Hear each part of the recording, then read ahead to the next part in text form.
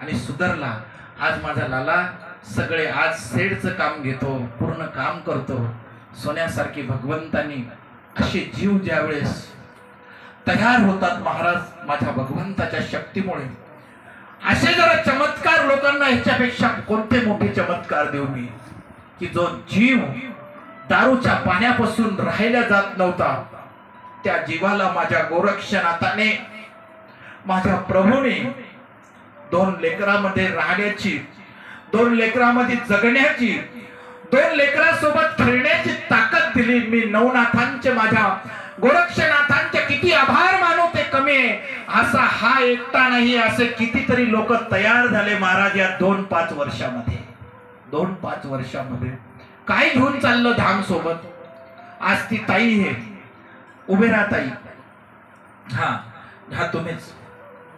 ही ताई आहे, ही ताई ज्या वेळेस आमच्या धामला यायची, ही माताजी ज्या वेळेस माझ्या धामला यायची, इथं काही नव्हतं बाबा पलीकडं, इथं पलीकडं काही नव्हतं। आणि ती धामला आल्यानंतर ती जगमाता तिच्या नवऱ्याला कोणी सुद्धा याच्या सुद्धा कामाला लावत नव्हतं। कशाच्या?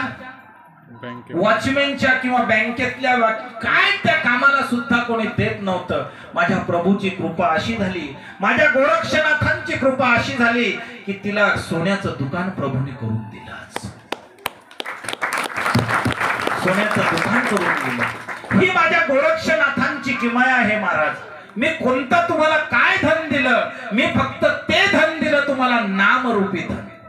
आणि आमच्या धामचे नियम आहे, ते नियम तुम्ही पाळा, धामासोबत जुडा। आणि शनिदेव जसे महान बनले, सूर्यदेवाला त्यांनी ग्रहण लावलं, काळं केलं, सगळे देवी देवता बंधनात टाकले आणि आपलं वर्चस्व निर्माण केलं। त्या शनिदेवाच्या शनी जयंतीच्या दिवशी तुम्ही उद्या दिवसभरात कधीही महाशंकराचा अभिषेक करा, भगवान शंकराला अभिषेक करा। शनिदेवाला तर गेले नाही गेले, पण शनिदेवाचं मूळ ज्या ठिकाणी आहे ते माझे भोलेनाथ भगवान परमात्मा, त्या भगवान शंकराला अभिषेक करा आणि शनिदेवताला तिथून नमस्कार करा। कारण की भगवान शंकरच शनिदेव आहे।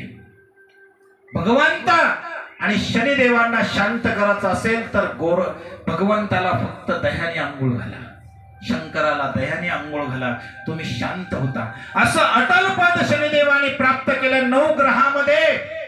9 ग्रहामध्ये ताकद द्यायला लावली, 9 ग्रहामध्ये त्यांचं स्थान द्यायला लावलं। 9 ग्रहामध्ये जीवनामध्ये माणूस जर विचार केला, ठाम केला ना दादा, जीवनामध्ये जर तुम्ही विचार केला आणि आपल्याला मोठं बनायचंय, हा जर ठाम निर्णय तुमच्या आतमध्ये असला तर जगाची कोणतीही ताकद तुम्हाला रोखू शकत नाही। ध्रुव आणि शनिदेव ह्या 2 घटना तुमच्या जीवनामध्ये आहे। अलक निरंजन, अलक निरंजन, अलक निरंजन।